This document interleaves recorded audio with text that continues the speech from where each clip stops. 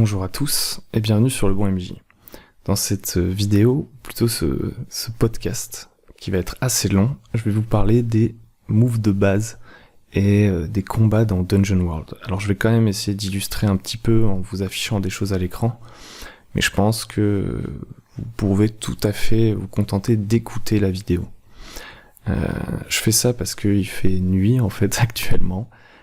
J'ai trouvé la motivation de faire cette longue vidéo sur le tard, et donc j'ai pas de luminosité, il y a très peu d'intérêt en plus, pour ce dont je vais vous parler, à montrer des images, je pense. Donc voilà, c'est un peu différent d'habitude, je n'apparaîtrai pas à l'écran. Je sais que ces vidéos sur Dungeon World n'intéressent pas tout le monde, mais je les ai promises, donc je vais les faire jusqu'au bout. Je vous invite à liker la vidéo et à vous abonner pour nous soutenir. Et j'espère que les conseils que je vais vous donner vous aideront si vous débutez dans Dungeon World. On va parler des moves de base, en rappelant rapidement ce qu'est un move, puis on va passer au crible tous les moves de base, justement, en donnant des exemples. Ensuite, je vous donnerai, on parlera de quelques notions utiles en combat dans Dungeon World, et à la fin, je vous donnerai quelques conseils pour mener les combats en tant que maître du jeu dans ce système qui est quand même, reconnaissons-le, très différent des jeux traditionnels, qui est assez particulier. Commençons par expliquer, ou plutôt rappeler, ce qu'est un move. Pour rappel, Dungeon World fonctionne avec des moves. Un move nécessite de lancer 2d6 auxquels on va ajouter notre modificateur dépendant de caractéristiques. La caractéristique à utiliser est généralement déterminée par le move. Sur 10+, on fait une réussite parfaite, sur 7-9, on fait une réussite partielle, sur 6-, le MJ nous complique la vie avec l'un de ses moves à lui. Les moves du MJ visent à créer du danger et des défis. Il peut s'agir de vous menacer en décrivant une attaque imminente, c'est un move plutôt soft, de détruire votre équipement, un move déjà un peu moins soft, de vous infliger des dégâts, là ça commence à être méchant, ou de vous arracher un bras, carrément. Le MJ peut aussi faire des moves lorsque la situation stagne, ou lorsque vous lui donnez une occasion en or, c'est-à-dire lorsque vous chargez une horde d'orques tout seul, lorsque vous sautez dans un précipice, que vous attaquez un dragon à main nue, etc. Bien sûr, cela doit toujours être raccord avec la fiction, et le MJ n'est pas l'ennemi des joueurs ni de leurs personnages, au contraire, il doit être fan de ces personnages. Il doit leur permettre d'être des héros en proposant des défis intéressants, des scènes où ils vont pouvoir briller. Je parlerai de tout ça en détail dans une vidéo consacrée aux principes et moves de MJ, une vidéo future. Aussi, rappelez-vous qu'un move se déclenche lorsque la fiction l'exige, en fonction de son déclencheur justement, pas sur commande. Vous comprenez maintenant pourquoi MJ comme joueurs doivent bien décrire ce qu'ils font, sans ambiguïté, pour savoir si un move est déclenché ou non. Voyons maintenant les moves de base. Le premier move, c'est tailler en pièces, qui se déclenche lorsque vous attaquez en mêlée un adversaire en mesure de se défendre. Donc déjà, on remarque que s'il ne peut pas se défendre, le move ne s'active pas, donc on ne jette pas les dés. Vous pouvez directement infliger le dégât, ou si c'est plus raccord avec la fiction, si vous attaquez un être humain en train de dormir avec une dague, vous le tuez tout simplement. Vous pouvez frapper plusieurs ennemis d'un seul coup avec le move taillé en pièces, si vous décrivez par exemple que vous faites un grand arc de cercle avec votre hache. Le maître du jeu va peut-être déterminer que ça vous permet de toucher 2 à 3 adversaires. Dans ce cas-là, vous faites un seul jet de dés pour déterminer les conséquences du move, mais vous allez jeter les dégâts séparément pour chacun des adversaires touchés. Sur 10+, vous infligez vos dégâts, et vous pouvez décider d'en infliger un D6 supplémentaire, mais dans ce cas-là, vous vous exposez à une contre-attaque. Sur 7-9, vous vous infligez vos dégâts, mais vous subissez une contre-attaque quoi qu'il arrive. Sur 6-, le MJ va faire un move, donc ça peut être l'attaque du monstre ou autre chose, mais dans tous les cas, vous avez échoué à attaquer. Pour rester dans le thème des attaques multiples dont on a parlé juste avant, sachez que ça marche aussi pour les monstres. Si vous êtes attaqué par plusieurs PNJ à la fois, donc vous êtes en infériorité numérique, encerclé par plein de gobelins par exemple, on calcule les dégâts de la façon suivante. On jette les dés pour le PNJ le plus dangereux, ou le PNJ principal, par exemple le chef des gobelins, et on ajoute à ces dégâts un point de dégâts par gobelin. Si vous subissez la contre-attaque de plusieurs ennemis, donc, ou plus généralement quand vous avez plusieurs agresseurs, c'est le plus puissant d'entre eux qui est l'adversaire principal, et les autres sont considérés comme des sbires en quelque sorte. Ça fait gagner beaucoup de temps, et c'en est pas moins dangereux, car sur un 7-9 au milieu de la mêlée, tous les ennemis vont pouvoir frapper lors de la contre-attaque. Donc joueurs, soyez malins, évitez de vous retrouver en infériorité numérique en vous jetant seul dans la mêlée. Aussi, rappelez-vous que comme la fiction prime, l'action taillée en pièces ne se déclenche pas si vous dites « frapper un dragon avec votre épée » par exemple. Ces écailles sont trop épaisses et il va falloir trouver son point faible. De la même façon, vous ne pourrez pas toujours tailler en pièces directement un adversaire qui a un avantage, par exemple, dû à son arme et qui a de l'allonge par rapport à vous. On reviendra sur tout ça un peu plus tard. Deuxième action assez courante en combat, c'est la salve. Quand vous visez et tirez sur un ennemi à distance, lancez 2d6 plus dex. Sur 10+, c'est un coup au but, vous infligez vos dégâts. Sur 7-9, vous infligez vos dégâts et choisissez une option. Et sur 6-, move de MJ. Salve est l'action la plus utilisée pour attaquer à distance, évidemment, et son fonctionnement est relativement simple. C'est comme c'est écrit dans le texte que vous voyez sur votre écran. Notez que cette fois-ci, vous ne pourrez pas tirer sur plusieurs ennemis à la fois, vous devez tirer sur les ennemis un par un, contrairement à tailler en pièces. Sur 7-9, 3 complications possibles. Commençons par les plus simples. Vous touchez mais vous épuisez des munitions parce que vous y reprenez à plusieurs fois. Dans Dungeon World, les munitions sont gérées de façon abstraite et on ne compte pas les flèches une par une. De base, vous allez avoir quelque chose comme 5 munitions dans votre carquois par exemple. Vous n'en perdez pas à chaque fois que vous tirez, mais seulement lorsque le MJ épuise vos ressources ou dans cette situation précise. Notez que vous ne pouvez pas choisir cette option d'épuiser vos munitions si vous utilisez une arme de jet pour lesquelles il n'y a pas de munitions. Une dague de lancer égale une dague de lancer. Vous pouvez décider de tirer au jugé, comme complication. Donc vous touchez votre cible, mais vous avez tiré maladroitement, et vous affligez moins de dégâts. C'est très simple, vous allez lancer un D6 qui va se soustraire aux dégâts de votre attaque.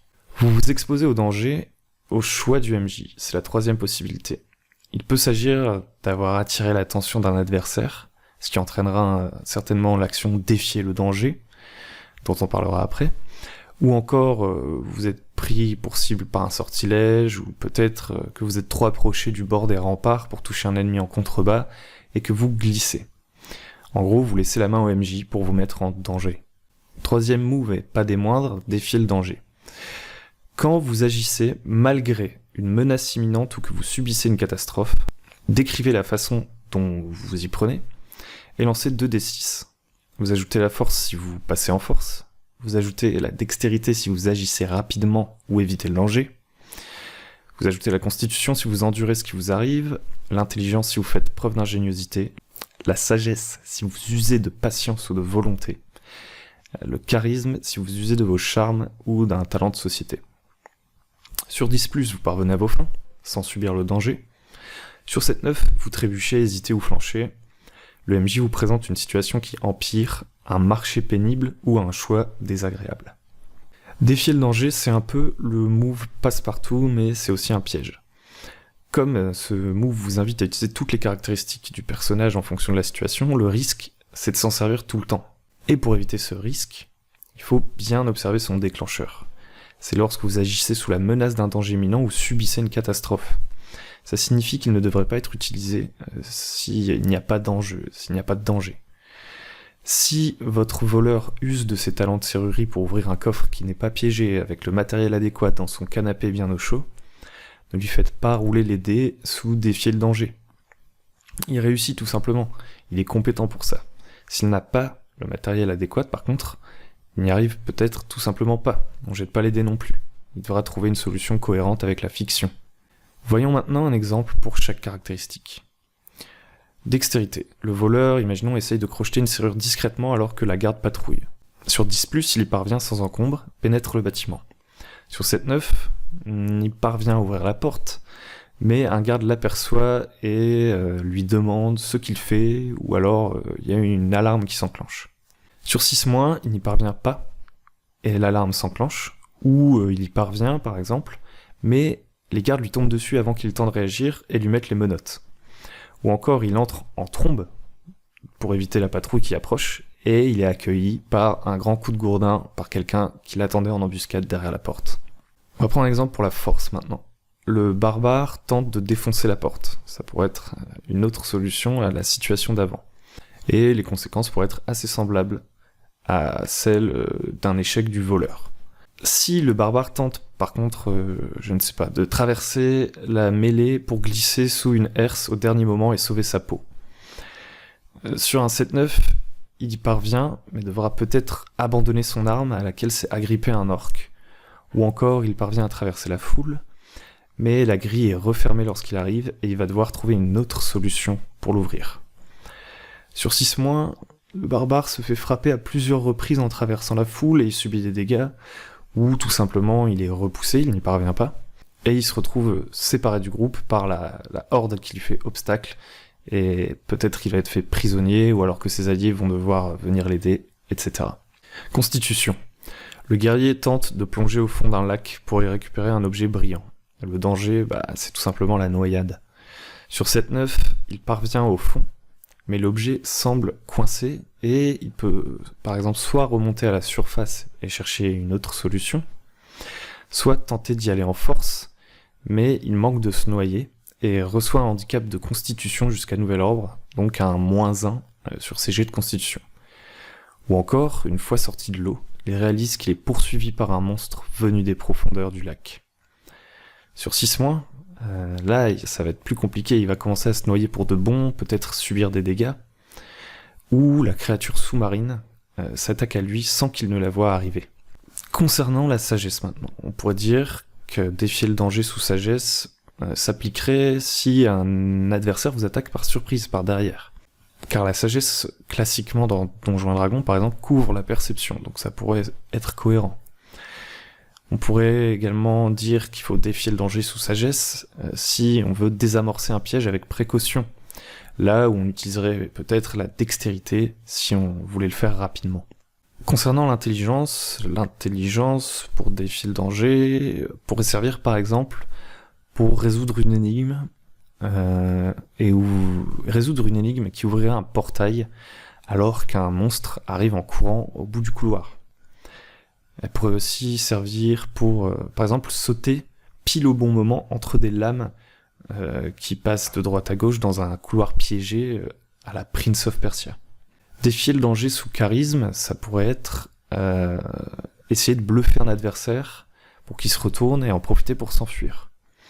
Ou faire un discours galvanisant pour ragaillardir des troupes en fuite. Etc., etc. Vous voyez là qu'il est vraiment très important de bien décrire la manière dont votre personnage aborde un problème afin de déterminer la caractéristique utilisée. Aussi, en tant que MJ, parfois, il faut utiliser des caractéristiques qui seront peut-être contre-intuitives pour des joueurs de jeux traditionnels tels que Donjons & Dragons, parce que ça fait sens dans la fiction. En réalité, désamorcer un piège, il y a plusieurs façons de le faire. On a vu, ça peut être de la sagesse, de l'intelligence, de la force si on veut briser le mécanisme, de la dextérité si on veut faire vite avec des doigts habiles. Le move défendre. Quand vous défendez une personne, un objet ou un endroit, le move se déclenche. Quand vous le défendez d'une attaque, pardon. Vous lancez 2d6 plus constitution. Sur 10+, vous retenez 3, sur 7-9, vous retenez 1. Sur 6-, move du MJ comme d'habitude. Qu'est-ce que ça veut dire retenir ? Ça veut dire que vous allez pouvoir dépenser vos retenues au moment où ça va être nécessaire pour activer les effets des options que vous donne la liste. Donc les options sont plutôt claires. Vous avez redirigé vers vous l'attaque ennemie, donc un allié se fait attaquer, vous pouvez dire j'utilise une de mes retenues pour prendre le coup à sa place. Vous pouvez aussi l'utiliser pour diminuer de moitié les dégâts de l'attaque. Vous pouvez offrir à un allié un avantage de +1 sur sa prochaine action envers son attaquant. Par exemple, vous frappez avec votre bouclier l'attaquant, il est gêné, et c'est plus simple de le toucher pour votre compagnon. Ou vous pouvez infliger autant de dégâts que votre niveau à l'adversaire. C'est une sorte de dégâts légers, mais qui assurent de toucher. Ce qui représente bien, par exemple, je sais pas moi, un soldat grec qui tient sa position de phalange, qui est pas particulièrement agressif, mais qui peut facilement infliger des petites blessures à ses adversaires qui essayent de passer au travers du mur de lance. Défendre se déclenche donc, par exemple, lorsque vous bloquez un passage à vos adversaires, que vous vous jetez sur la trajectoire d'une flèche avec votre bouclier, ou encore lorsque vous agitez votre épée pour tenir en respect les gobelins, afin que le magicien derrière vous termine son rituel. Sur un échec, on pourrait imaginer que Lorsque vous essayez d'aider quelqu'un, au contraire, vous le gênez. Ou par exemple, si vous vouliez protéger un objet, une maladresse fait que vous le brisez. Étaler sa science, sous intelligence. Quand vous faites appel à votre savoir concernant quelque chose, lancez 2d6 plus intelligence. Sur 10+, le MJ vous dira quelque chose d'intéressant et d'utile. Sur 7-9, le MJ vous donnera juste quelque chose d'intéressant. Le MJ peut vous demander comment sais-tu cela ? Dites-lui tout de suite la vérité.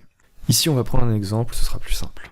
Le MJ décrit au personnage une pièce au centre de laquelle se trouve un piédestal sur lequel se tient une couronne.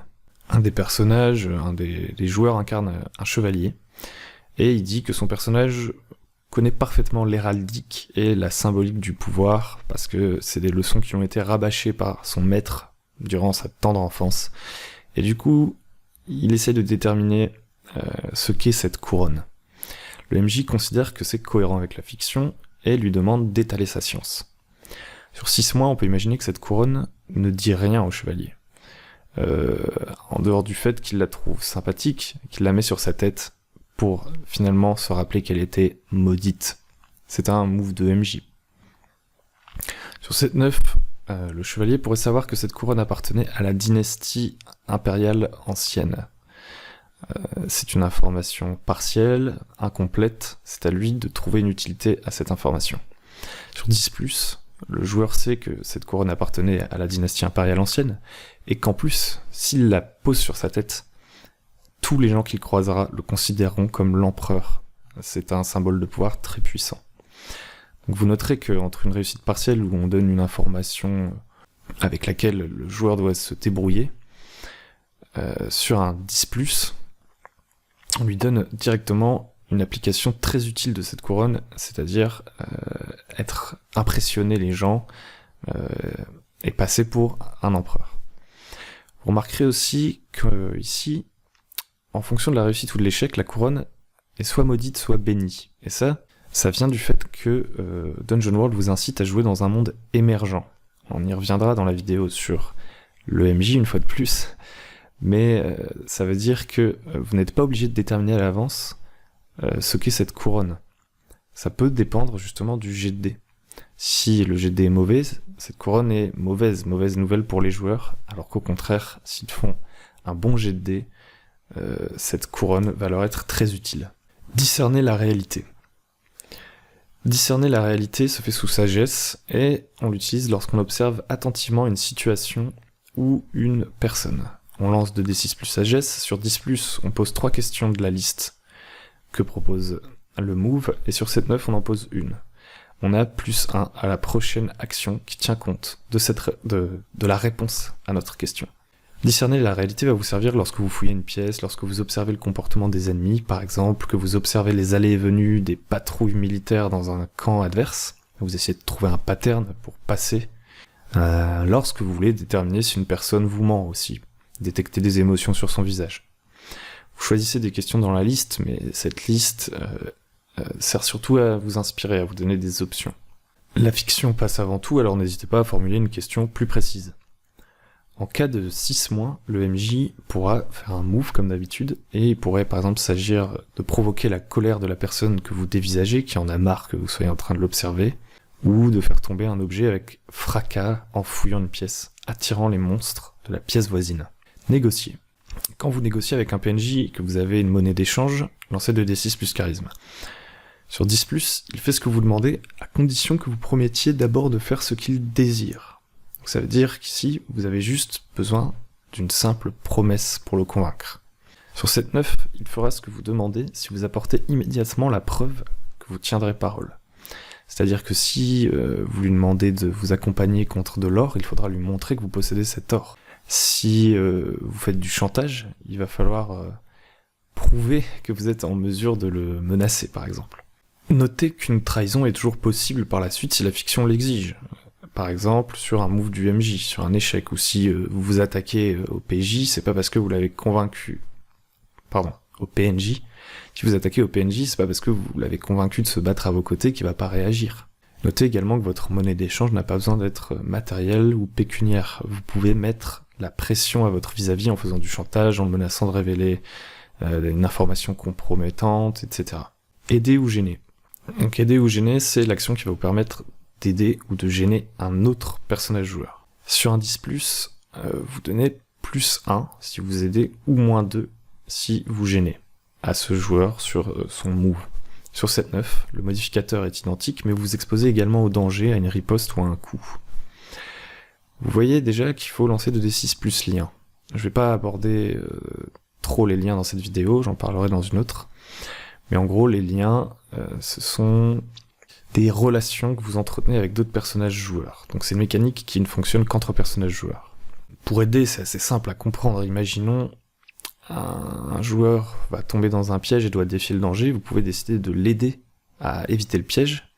Si vous réussissez, il aura +1, si vous faites un 7-9, vous allez être exposé au piège également, mais vous parvenez à l'aider quand même. Et sur 6-, vous vous exposez juste sans parvenir à l'aider.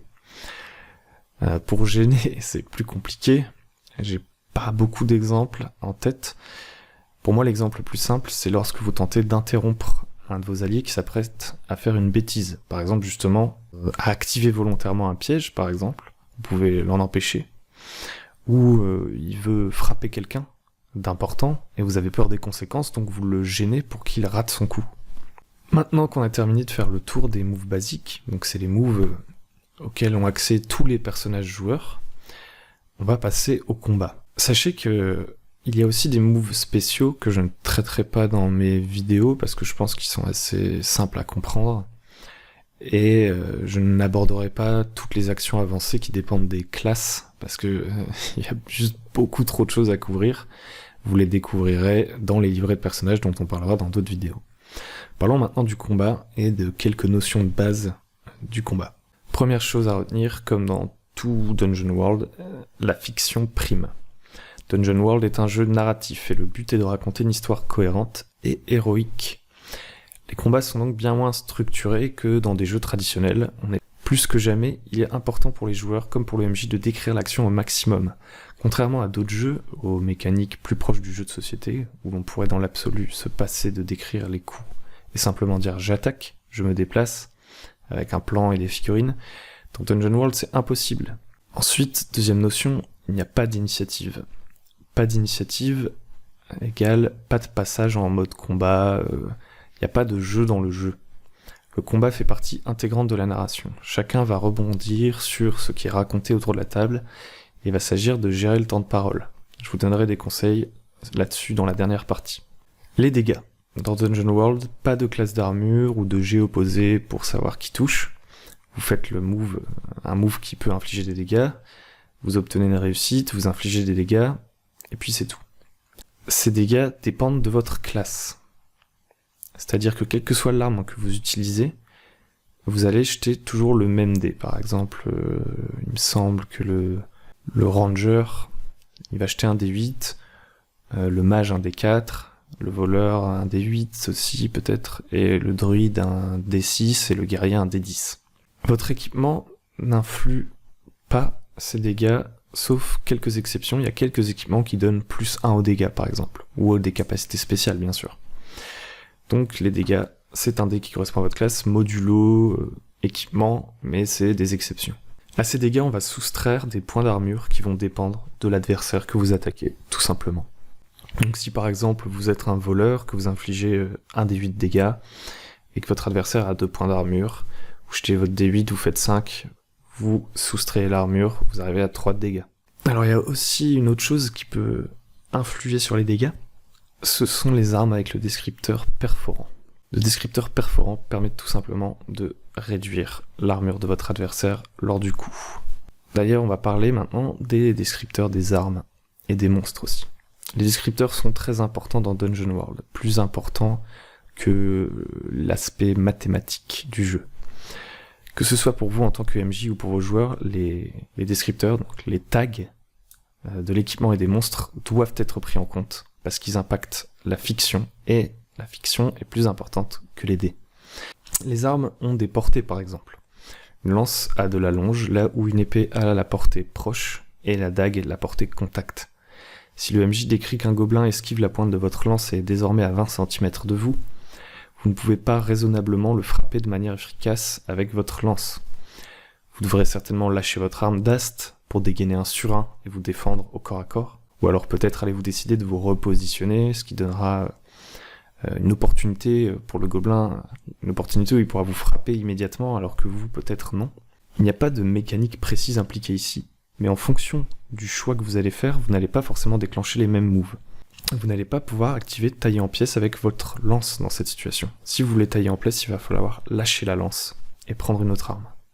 Si vous voulez vous repositionner, il y aura peut-être un défier le danger qui s'enchaînera sur un tailler en pièces et vous pourrez frapper avec votre lance. Autre exemple. Un géant, le MJ vous décrit un géant comme ayant des bras de la longueur d'un arbre, tenant une masse de la taille d'un second arbre. Vous ne pouvez donc pas simplement dire je lui fonce dessus et le frappe. Ou du moins ça ne va pas vous permettre de déclencher tailler en pièces. Si vous n'êtes pas prudent, vous risquez même d'offrir une opportunité en or au MJ qui pourra vous dire que la masse du géant s'abat sur vous. Il va sûrement falloir décrire la façon dont vous arrivez à entrer derrière la garde du géant, etc. Ce qui va déclencher d'autres moves que tailler en pièces, a priori. Tout ça, ce sont des questions de bon sens, et il faut discuter avec le MJ et les joueurs, vous discutez tout autour de la table de ce qui fait sens. Le but est de raconter une histoire, donc il ne devrait pas y avoir trop de confrontation. Tout le monde est là pour que ce soit cool. Il n'y a pas que des descripteurs liés à la portée, il y a aussi le descripteur dangereux, par exemple, qui va permettre au MJ de rebondir sur vos échecs lorsque vous manipulez une arme dangereuse. Par exemple, une épée enflammée pourrait se retourner contre vous et mettre feu à toute la grange dans laquelle vous êtes en train de vous battre. Le descripteur puissant d'une arme peut vous permettre de décrire comment celle-ci vous permet de repousser les ennemis ou de leur faire perdre l'équilibre. Le descripteur dévastateur indique que l'arme inflige des dégâts particulièrement spectaculaires, déchiquetant ou démembrant vos adversaires. Et ainsi de suite. Vous décrivez bien ce que vous souhaitez faire avec ces armes, le MJ va rebondir sur vos descriptions, tout comme il va s'appuyer sur les descripteurs de vos adversaires pour compliquer la vie de vos personnages. Menez un combat dans Dungeon World. Donc là, je vais vous donner des conseils plus précis, ou au contraire en fait, plutôt moins précis, des conseils pour gérer les combats en tant que maître du jeu. Donc d'abord, gérer la caméra. Comme on l'a dit, il n'y a pas d'initiative, il n'y a donc pas de tour, et donc vos monstres n'ont pas de tour à eux non plus, surtout que seules les actions des personnages déclenchent des moves. Le combat prend donc la forme d'une discussion. Voilà ce que je vous conseille. Commencez par décrire la situation du mieux possible, dire ce que s'apprêtent à faire les adversaires, etc. Ensuite, demandez à tous vos joueurs de décider ce qu'ils comptent faire au début du combat pour qu'ils puissent ensemble penser à leur approche. Une fois qu'ils ont fait un peu un plan, vous allez vous focus sur un des joueurs, certainement celui qui est le plus agressif ou du moins proactif dans le cadre du plan qu'ils essayent de réaliser. Déterminez si un move est déclenché et faites rouler les dés pour en déterminer les conséquences. En fonction du résultat, le plan des joueurs va sûrement changer et ceux-ci vont devoir réagir. Demandez alors à un autre joueur ce qu'il compte faire au vu de la situation nouvellement créée. Et ainsi de suite. En tant que MJ, votre rôle est de déplacer la caméra d'un personnage à un autre comme dans un film où la caméra se concentre sur ce qui est important et où les plans s'enchaînent pour montrer les actions risquées. Imaginez les combats au rythme haletant d'Avengers ou dans Le Seigneur des Anneaux où vous allez d'abord avoir un héros qui frappe un adversaire, il le tue mais il subit une contre-attaque, il y a quelqu'un qui essaie de s'interposer, du coup il va activer l'action défendre. Mais pour faire ça, il doit d'abord passer entre les jambes d'un troll, donc il va devoir faire défier le danger. Pour attirer l'attention du troll, un autre va peut-être tirer une flèche sur ce troll pour faire diversion, etc., etc. Les actions enchaînées. Certaines actions vont devoir parfois s'enchaîner, et c'est parfois un même joueur qui va devoir lancer plusieurs fois les dés d'affilée. Par exemple, le guerrier va peut-être devoir défier le danger sous intelligence pour trouver le bon moment pour se jeter entre les pattes d'un dragon, puis tailler en pièces pour frapper sous son ventre mou. Je vous conseille d'essayer de limiter à 2 jets consécutifs par joueur pour que la caméra circule plus vite. Un bon moyen d'assurer que tout le monde ait son mot à dire, c'est de faire en sorte que les réussites d'un personnage dépendent des actions et de la réussite des moves des autres. Par exemple, si le guerrier fait 7-9 sur défier le danger, vous pourriez dire qu'il parvient à passer entre les griffes du dragon, et est désormais assez proche pour le frapper. Mais dites-lui que s'il tente d'attaquer maintenant, il se fera gober tout cru par la bête.